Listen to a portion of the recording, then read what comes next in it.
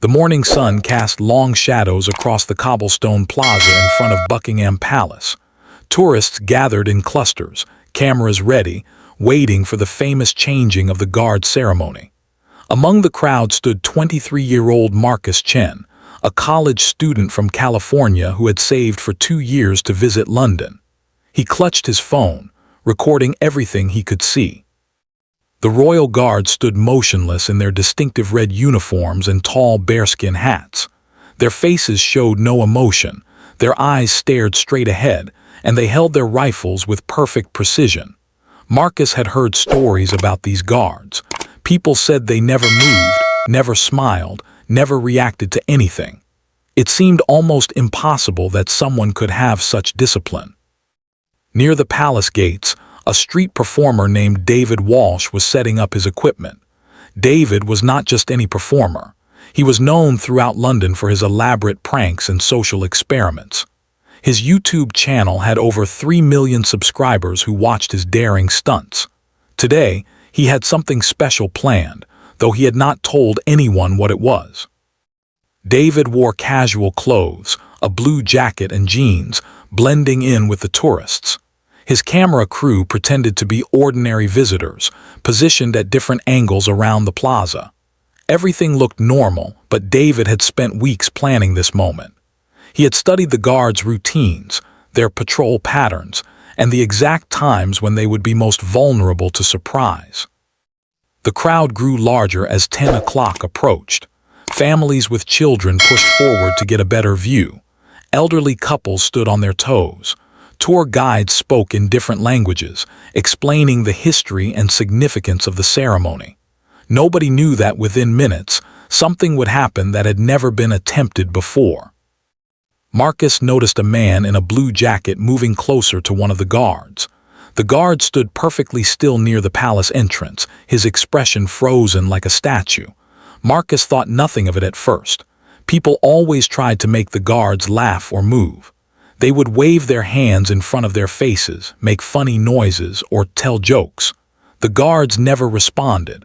It was part of their training and their duty. But David was not planning a simple joke. In his backpack, he carried props that would create a scene nobody expected. He had rehearsed his movements dozens of times in his apartment. His heart pounded as he approached the guard, but his face remained calm. This was not his first public stunt, and he knew how to control his nerves. The guard he chose was named James Mitchell, a 28-year-old soldier who had served for 6 years. James had stood in this exact spot hundreds of times. He had seen every type of tourist behavior imaginable. Children had tugged at his uniform. Adults had tried to photobomb him. Some had even attempted to touch his rifle. James never reacted. His training was absolute. David stopped about 10 feet away from James. He pulled out his phone and pretended to take a selfie, just like dozens of other tourists. His camera crew adjusted their positions, making sure they had clear shots of what was about to happen. The crowd continued to mill about, unaware that they were about to witness something extraordinary. A young girl with pigtails ran up to the guard and made a funny face. Her parents laughed and took photos. The guard did not blink. The girl ran back to her family, disappointed but not surprised. This was how it always went. The guards were famous for being unbreakable. David then reached into his backpack and pulled out the first item. It was a large photograph, professionally printed and mounted on foam board. The image showed someone who looked exactly like the guard, but in the photo, this person was laughing and relaxed, wearing casual clothes at what appeared to be a family gathering. David had obtained this through weeks of research and some help from people who knew the guards personally. He held the photograph up next to the actual guard. The resemblance was unmistakable. A few tourists noticed and started to laugh. They thought it was just another attempt to get a reaction, but David was just getting started. This was only the first layer of his elaborate plan. Marcus zoomed in with his phone camera. Something about this felt different.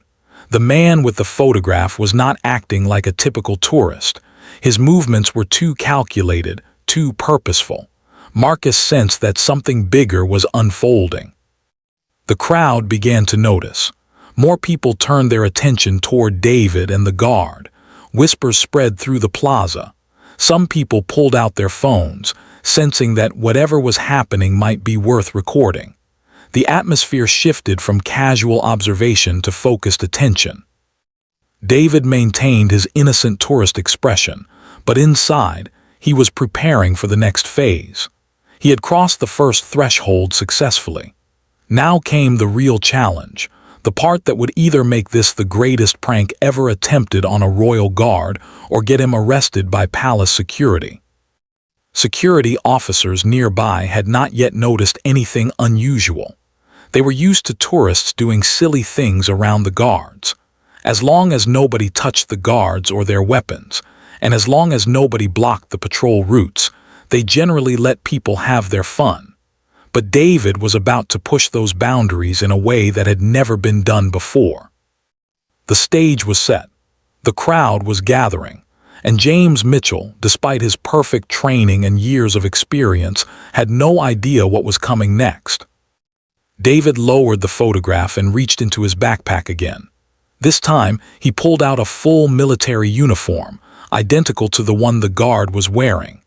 The crowd gasped. This was no ordinary tourist prank anymore. David had somehow acquired an exact replica of the ceremonial uniform, complete with the red tunic, black trousers, and even the distinctive buttons and badges. He held the uniform up against himself and stood next to the guard in a mirrored pose. The comparison was striking. For a moment, it looked like there were two guards standing there, one real and one pretend. Laughter rippled through the crowd. Cameras flashed everywhere. People pushed closer to get a better view. James Mitchell's jaw tightened ever so slightly. He had seen many pranks, but nobody had ever shown up with a replica uniform before. Inside his mind, questions raced. Where did this man get such an accurate copy? Was this legal? Should he alert his superiors? But his training held firm.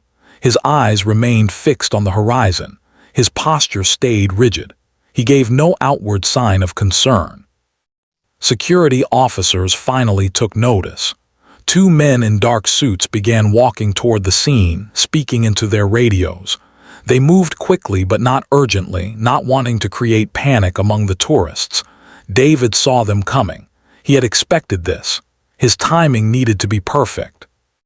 Before the security officers could reach him, David pulled out yet another item from his seemingly endless backpack. It was a professional makeup kit. The crowd burst into louder laughter and applause. What was this man planning to do? Was he going to dress up as a guard right there in the plaza? Marcus could not believe what he was seeing. He had his phone held high, recording everything. Around him, dozens of other tourists were doing the same. Social media feeds were already starting to light up with live videos. Within minutes, people around the world would be watching this unfold in real time. David opened the makeup kit and pulled out a fake mustache that matched the color of the guard's hair. He stuck it on his own upper lip and struck another pose next to James. The crowd roared with laughter. Children pointed and giggled. Even some of the adults who had seemed uninterested before were now fully engaged, watching to see what would happen next. The security officers were now just 20 feet away, pushing through the crowd. David knew his time was running out. He had one more surprise, the biggest one, and he needed to execute it immediately. From his backpack, he produced a large speaker and a remote control. He set the speaker on the ground and pressed a button. Suddenly, music began playing. It was the British national anthem, God Save the King, but it had been remixed with a dance beat. The solemn, traditional melody was now accompanied by electronic rhythms and bass drops.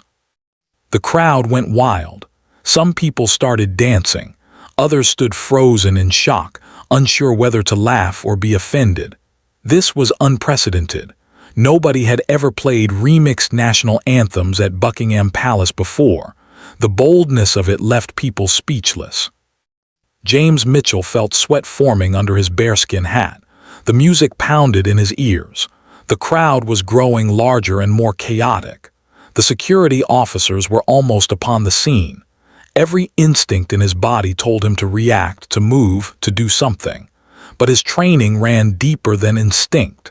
He remained absolutely still. David then did something that shocked everyone even more. He began performing a choreographed dance routine in front of the guard, moving in sync with the remixed anthem.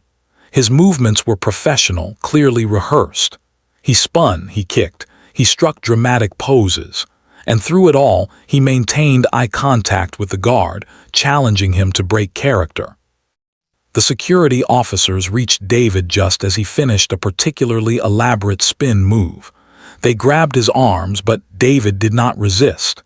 He had accomplished what he came to do. His camera crew had captured everything. The crowd had witnessed it all. Millions of people online were already watching the footage. But then something unexpected happened. One of the security officers spoke quietly to David, but his words were firm enough that nearby tourists could hear them. The officer said that palace officials wanted to speak with David immediately. This was more serious than anyone had thought. Using replica military uniforms and disrupting the ceremony could carry legal consequences. Marcus watched as David was escorted away from the guard. The music had been turned off. The speaker was confiscated. The crowd began to disperse, buzzing with conversation about what they had just seen. Some people were laughing and congratulating David as he walked past. Others looked concerned, wondering if he would face criminal charges. James Mitchell still had not moved. His face showed no emotion, but inside his mind was racing. He had been trained to handle threats, protests, and unruly tourists, but nothing in his training had prepared him for someone to show up with a full replica uniform, makeup, and a remixed national anthem. It took every ounce of his discipline to remain composed. As David was led toward a security office inside the palace grounds, he glanced back at the guard one final time. He offered a small nod of respect. What happened next would determine whether this prank would be remembered as a harmless joke or a serious violation of royal protocol. The crowd slowly returned to normal, though the energy in the plaza had completely changed. People were still talking excitedly, sharing videos, and calling their friends to tell them what they had just witnessed. Tour guides tried to regain control of their groups, but everyone was too distracted. Marcus saved his video and immediately uploaded it to his social media accounts. Within seconds, comments began flooding in. People from around the world were asking questions, expressing opinions, and sharing the video further. The prank was going viral at an incredible speed. Meanwhile, inside the security office, David sat across from two stern-faced officials. They asked him where he got the uniform, why he chose to perform this stunt, and whether he understood the potential consequences. David remained calm, explaining that it was meant as entertainment, not disrespect. He showed them permits he had obtained for filming in public spaces, though he admitted he had not specifically requested permission to impersonate a guard. The officials exchanged glances. This was complicated. On one hand, David had clearly disrupted an important ceremonial site. On the other hand, he had not actually touched the guard, threatened anyone, or caused any real harm. The video was already spreading too fast to contain. Arresting him might create more problems than it solved. Outside, James Mitchell finally received permission to step away from his post for a brief moment. His replacement took his position. James walked to a private area and allowed himself to breathe deeply. His commanding officer approached and asked if he was all right. James nodded, but his expression remained serious. He knew that video of this incident would be reviewed by his superiors, and that questions would be asked about how such a situation had been allowed to escalate. The story was far from over, and nobody yet knew how it would end. News of the prank spread across the internet like wildfire. Within 3 hours, the video had been viewed over 10 million times. Major news outlets picked up the story. Television programs showed clips of David dancing in front of the motionless guard. Commentators debated whether the prank was disrespectful or harmless fun. The internet was divided. Some people praised David for his creativity and courage.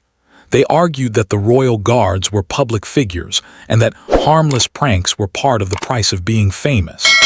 They pointed out that David had not touched the guard, had not threatened anyone, and had created a moment of joy and laughter for thousands of tourists.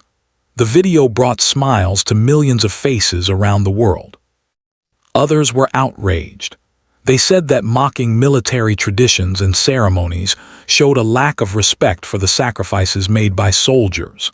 They argued that the guards were performing an important duty and that disrupting them was inappropriate. Some called for David to be prosecuted to the fullest extent of the law. Inside the palace security office, the discussion continued. David sat patiently, answering questions and providing documentation. He explained that he had spent weeks researching the legality of his plan. He had consulted with lawyers to ensure he stayed within the boundaries of the law. The replica uniform had been custom-made by a costume company that specialized in historical recreations. He had not stolen it or obtained it through deception. The security officials were in a difficult position. They could charge David with disturbing the peace or potentially even impersonating a military officer. But his lawyers had been careful. The uniform was technically a costume, not a real military uniform. The fabric was different, the buttons were plastic, and it was clearly made for entertainment purposes. David had not claimed to be a real soldier or tried to enter restricted areas. After 2 hours of questioning, the officials made a decision. They would release David with a stern warning. He would be banned from palace grounds for 1 year, and if he attempted anything similar in the future, he would face immediate arrest. David accepted these terms without argument. He had gotten what he wanted: the footage, the publicity, and a story that would be talked about for years. But as David was preparing to leave, something unexpected happened. A senior palace official entered the room, a woman in her 50s wearing a formal business suit. She introduced herself as Margaret Stevens, the deputy master of the household. Everyone in the room stood a bit straighter when she entered. This was someone with real authority. Margaret looked directly at David and spoke in a measured tone. She said that while his actions had been disruptive and inappropriate, they had also revealed something important. The video had now been seen by millions of people worldwide, and many of those viewers had never paid attention to the Royal Guards before. Interest in British traditions and ceremonies had spiked dramatically. Search queries about the Guards, their history, and their training had increased by thousands of %. David listened carefully, unsure where this conversation was leading. Margaret continued. She explained that the palace was always looking for ways to engage with younger audiences and to make royal traditions relevant to modern society.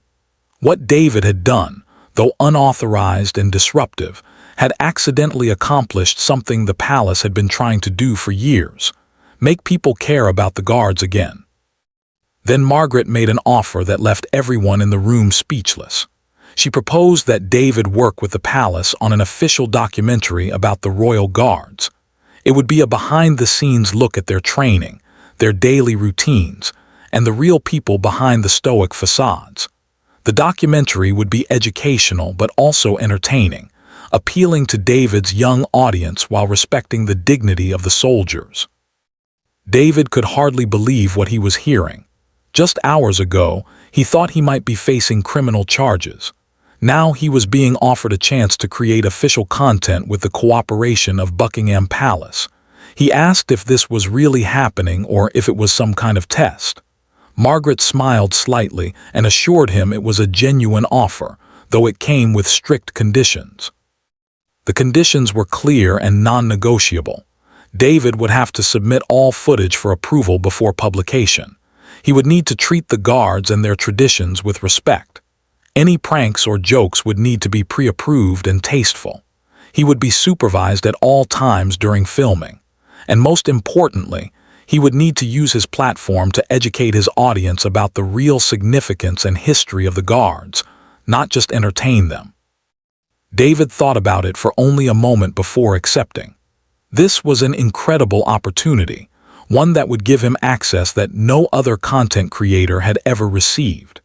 He could tell the stories of real soldiers, show the intense training they underwent, and help people understand that these guards were not just tourist attractions but highly skilled military professionals.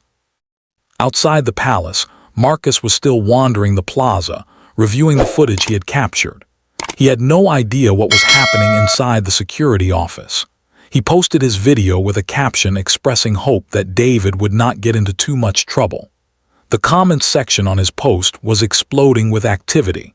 People were sharing theories about what would happen to David, debating the ethics of the prank, and tagging their friends. Back inside, David and Margaret shook hands to seal the agreement. The other officials in the room looked surprised but did not object. This decision had clearly been made at a higher level than they had authority over. David was given contact information for the palace's media relations team and told to expect a call within the week to begin planning the documentary. As David finally walked out of the palace grounds, his camera crew was waiting for him outside the gates. They had been worried, having seen him escorted away by security hours earlier. When David told them about the documentary offer, they could not believe it. What had started as a risky prank had turned into a legitimate professional opportunity. The news of the documentary deal would not be announced publicly for several days, so for now, the world still thought David was just a prankster who had pulled off a daring stunt. But soon, the narrative would change. People would see that sometimes taking creative risks, even controversial ones, could lead to unexpected and positive outcomes. James Mitchell, meanwhile, had returned to his duties. His commanding officer had reviewed the footage and confirmed that James had performed flawlessly, never breaking character despite the unprecedented distraction. James was commended for his discipline and professionalism, but he was also informed about the upcoming documentary and told that he might be featured in it if he chose to participate. James had mixed feelings about this. He had devoted his life to military service and took his role seriously. The idea of being in an entertainment video felt strange, but he also understood that if it helped people appreciate the guards more deeply, it might be worthwhile. He told his superiors he would think about it. The sun was setting over London as David walked through the city streets, still processing everything that had happened. What had started as a simple prank had evolved into something much bigger. He felt a responsibility now, not just to his audience but to the guards themselves, to tell their stories properly and respectfully. The crowd that had witnessed the original prank had long since dispersed, but the impact of that moment continued to ripple outward through social media, news coverage, and countless conversations. Nobody yet knew about the documentary, but when that news broke, it would create a whole new wave of reactions and discussions. 3 weeks later, production on the documentary began. David arrived at the Wellington Barracks, where many of the guards trained and lived when on duty in London. He had traded his casual prankster image for something more professional, a simple black shirt and khaki pants, carrying proper filming equipment instead of just a phone and backpack. The palace had assigned a liaison officer named Captain Robert Hayes to supervise the project. Robert was a 35-year-old career soldier with 15 years of experience in the Guards. He was skeptical about working with a YouTuber, but understood the potential value of reaching younger audiences. Their first meeting was polite but tense. Robert laid out the ground rules clearly. David could film training exercises, interviews with guards, and daily routines. He could not film security procedures, weapons handling beyond basic ceremonial movements, or anything that might compromise the safety of the royal family. David agreed to everything, eager to prove he could be responsible and professional. The first day of filming focused on the physical training the guards underwent. David had assumed that standing still was the hardest part of their job, but he quickly learned how wrong he was. The guards trained like elite athletes. They ran obstacle courses, practiced combat drills, and maintained strict physical fitness standards. Many of them had served in combat zones before being selected for ceremonial duties. David interviewed a guard named Sophie Williams, a 26-year-old soldier who had served in Afghanistan before joining the ceremonial unit. She explained that people often saw the red uniform and tall hat, and forgot that underneath was a trained soldier ready to respond to any threat. The uniform was ceremonial, but the person wearing it was absolutely real and capable. The footage David captured was remarkable. He showed the guards sweating through morning exercises, studying protocol manuals, and practicing their drill movements with precision. His camera crew filmed close-ups of their faces during training, revealing the concentration and determination that went into every aspect of their performance. But the most powerful moment came when David was allowed to try on the full ceremonial uniform himself. The experience was humbling. The bearskin hat weighed nearly 2 pounds and made his head sweat immediately. The red tunic was thick and heavy, designed for British winters but worn year-round regardless of weather. The rifle, even though it was ceremonial, was real and heavy. Robert then challenged David to stand at attention for just 10 minutes, the minimum time a guard might stand before being relieved. David accepted confidently, thinking it would be easy. He was young and in decent shape. How hard could standing still be? The first 2 minutes were fine. David stood straight, kept his eyes forward, and felt proud of himself. By minute 4, his legs began to ache. By minute 6, his back was cramping. Sweat dripped down his face, but he could not wipe it away. The rifle grew heavier in his hands. His shoulders burned from maintaining position. At minute 8, David's vision started to blur slightly. His knees felt weak. He wanted desperately to shift his weight, to move just a little, but Robert stood nearby watching with a stopwatch, waiting to see if David would break. The camera crew filmed everything, capturing David's struggle in real time. When the 10 minutes finally ended, David nearly collapsed. He bent over, breathing heavily, his muscles trembling. The guards watching nearby smiled knowingly. They had all been through the same experience during their initial training, except they had to do it for hours, not minutes, and in all kinds of weather conditions. David looked at the camera and spoke honestly. He admitted he had completely underestimated what these soldiers did every day. He had thought his prank was harmless fun, and maybe it was, but now he understood the level of discipline and training required to do what seemed like such a simple task. Standing perfectly still while tourists poked, prodded, and tried to distract you was not easy. It was a demonstration of absolute mental and physical control.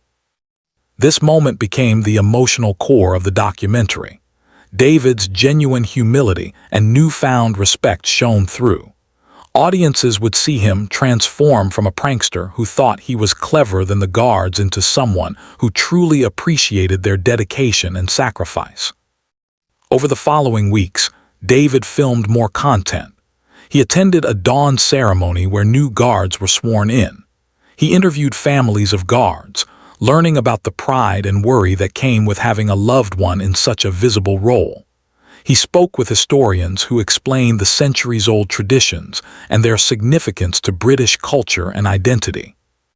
He also returned to speak with James Mitchell, the guard from the original prank.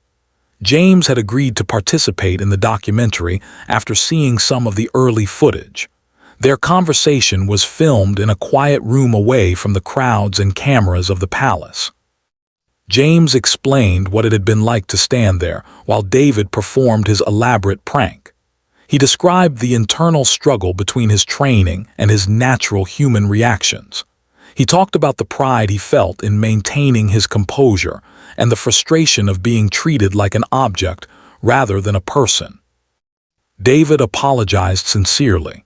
He said he had never intended to dehumanize anyone, and that he now realized his prank, while entertaining, had failed to consider the person behind the uniform.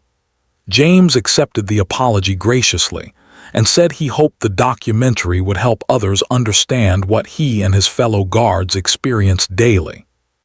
The conversation was powerful and unscripted. Both men were honest about their feelings and perspectives. It showed growth and understanding on both sides.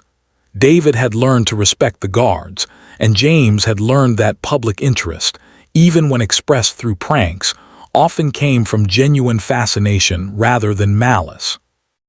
As filming continued, David's audience began to notice a change in his content. He posted behind-the-scenes clips from the documentary on his social media channels. His usual pranks and jokes were replaced with educational content and respectful profiles of the guards. Some of his longtime followers complained that he was becoming too serious, but many more praised him for using his platform to share meaningful stories. The documentary was scheduled to be released in 6 months, timed to coincide with a major royal celebration. The palace's media team worked with David to ensure the final product would meet their standards while still feeling authentic to his style. It was a delicate balance between education and entertainment, tradition and modernity. Robert, who had been skeptical at first, became one of David's strongest supporters. He saw how hard David worked to get the story right, and how genuinely interested he was in honoring the guards properly. The two men developed a mutual respect that transcended their different backgrounds. Meanwhile, Marcus, the tourist who had filmed the original prank, had been following David's journey online. He reached out through social media, sharing his footage and offering support. David invited Marcus to London to be interviewed for the documentary, to provide the perspective of an ordinary person who had witnessed the prank and whose view of the guards had been changed by the subsequent events. Everything was coming together in ways nobody could have predicted. What had started as a moment of chaos and controversy was becoming a story about understanding, growth, and the power of second chances. The documentary premiered on a cool evening in November. The palace had arranged a special screening in London, attended by guards, their families, military officials, and select members of the media. David arrived in a suit, looking more nervous than he had been before any of his pranks. This mattered to him in a way his previous stunts never had. Margaret Stevens, who had first proposed the documentary, gave opening remarks. She spoke about the importance of bridging tradition with modern communication. She acknowledged that David's original prank had been controversial, but said that his willingness to learn and grow had turned a difficult situation into an opportunity for education and understanding. The lights dimmed and the documentary began. It opened with footage of the original prank, the same clips that had gone viral months earlier. The audience watched David dancing in his costume uniform while James Mitchell stood frozen in place. Some people in the crowd laughed, remembering the initial shock and humor of that moment. But then the documentary shifted. It showed David in the training facility, struggling to stand still for just 10 minutes. The contrast was stark and powerful. Viewers saw the sweat on his face, the trembling in his legs, and the humility in his eyes when he finally gave up. This was not the confident prankster anymore. This was someone genuinely challenged and changed by the experience. The documentary continued with interviews, training footage, and historical context. Sophie Williams spoke about serving in combat before joining the ceremonial guard. She explained that the skills required for both roles overlapped more than people realized. Discipline, awareness, physical endurance, and mental toughness were essential whether facing an enemy in Afghanistan or standing motionless while tourists tried to distract you. James Mitchell's interview was particularly moving. He spoke about his family's military history, going back 4 generations. He explained that wearing the uniform was not just a job, but a connection to something larger than himself. When tourists mocked or tried to break the guards, they did not realize they were interacting with people who had dedicated their lives to service and sacrifice. The documentary also included interviews with tourists who had visited Buckingham Palace. Many admitted they had never thought about the guards as real people before. They saw them as attractions, like statues or buildings, not as soldiers with families, dreams, and challenges. Hearing the guards' stories changed their perspective completely. Marcus appeared in the documentary as well, sharing his experience of filming the prank. He described how his initial reaction had been pure entertainment, but as the story unfolded, he began to think more deeply about respect, tradition, and the responsibilities that come with sharing content online. His footage had contributed to the viral spread, and he felt both proud and slightly guilty about that. One of the most powerful segments showed David meeting with a group of schoolchildren. He taught them about the guards using clips from his documentary. The children were fascinated, asking questions about the uniforms, the training, and what it felt like to stand so still for so long. David answered patiently, encouraging them to think of the guards as heroes rather than just part of the scenery. The documentary concluded with David and James standing together in front of Buckingham Palace, having a conversation about respect, tradition, and change. James acknowledged that traditions needed to evolve to stay relevant, and David agreed that evolution should happen thoughtfully, with respect for the past. They shook hands, and the camera pulled back to show the palace in the background, a symbol of enduring traditions adapting to a new era. When the lights came back on in the screening room, there was silence for a moment, followed by sustained applause. Guards who rarely showed emotion in public had tears in their eyes. Family members hugged each other. Even the skeptical military officials nodded in approval. David had done it. He had created something meaningful. The documentary was released online the next day and immediately went viral, just like the original prank had. But this time, the response was overwhelmingly positive. People praised David for his growth and maturity. They thanked the guards for their service. Educational institutions requested permission to use the documentary in classrooms.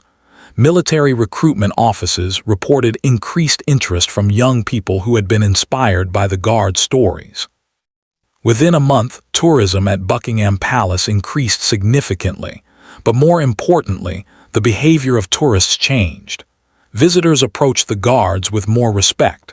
Parents explained to their children why the guards stood so still and why their role was important. The pranks and mockery did not disappear entirely, but they decreased noticeably. David's channel gained another 2 million subscribers, but the content he produced had evolved. He still did pranks and social experiments, but they were more thoughtful now, designed to reveal something meaningful about human behavior or society. He often included educational components, following the model he had developed with the documentary. James Mitchell became something of a celebrity within military circles. He was invited to speak at recruitment events and training sessions, sharing his experiences and insights. He used his platform to advocate for better public understanding of military service and the sacrifices soldiers made. 6 months after the documentary's release, David received an unexpected invitation. The palace wanted him to create a series of similar documentaries about other British traditions and institutions. They saw how effective his approach had been and wanted to replicate it with the crown jewels, the royal horses, and other ceremonial elements that tourists saw but rarely understood. David accepted enthusiastically. He had found his calling, not as a simple prankster, but as someone who could bridge the gap between ancient traditions and modern audiences. He could make history interesting to people who had never cared about it before. Robert Hayes, the liaison officer, became David's regular collaborator on these projects. Their initial awkwardness had transformed into a genuine friendship. They understood each other's perspectives and worked together to create content that was both entertaining and respectful. Marcus, the tourist who had filmed the original prank, was inspired by the entire experience. He changed his major in college from business to journalism, hoping to tell meaningful stories that could impact how people saw the world. He stayed in touch with David and occasionally helped with research for the documentary series. The original viral video of the prank was still online, still being watched and shared. But now it existed in a different context. People who discovered it would often find the documentary linked in the comments, giving them the full story. The prank became a gateway to deeper understanding rather than just a moment of entertainment. 2 years after the original incident, David was invited to participate in the changing of the guard's ceremony itself, not as a prankster but as an honored guest. He stood in a designated area, watching the precise movements and listening to the ceremonial music with a completely different appreciation than he had felt that first morning when he had arrived with a backpack full of props. After the ceremony, he spoke with some of the guards who had participated. Many of them recognized him and thanked him for helping people see them as more than just tourist attractions. David felt genuine pride in what he had accomplished, not because of the views or subscribers, but because he had made a real difference in how people understood and respected these dedicated soldiers. The story that had begun with a daring prank had evolved into something far more significant. It became a lesson about growth, understanding, and the power of second chances. David had learned that getting attention was easy, but earning respect required real work and genuine humility. The guards had learned that connecting with the public, even through unconventional methods, could strengthen rather than diminish their traditions. As David walked away from the palace that day, he thought about how much had changed since that morning when he had nervously approached James Mitchell with a backpack full of props. He had been seeking viral fame and had found something much more valuable: purpose, respect, and a way to use his talents to build bridges between different worlds. The crowd of tourists around him took photos and videos, just as they always did. Some of them had probably watched his documentary. Some had not. But because of the work he and many others had done, more people understood what they were really watching when they saw those stoic figures in red uniforms. They saw not just traditions or attractions, but real people performing an important duty with skill, discipline, and pride. And in that understanding, something beautiful had been created from what had started as a simple prank.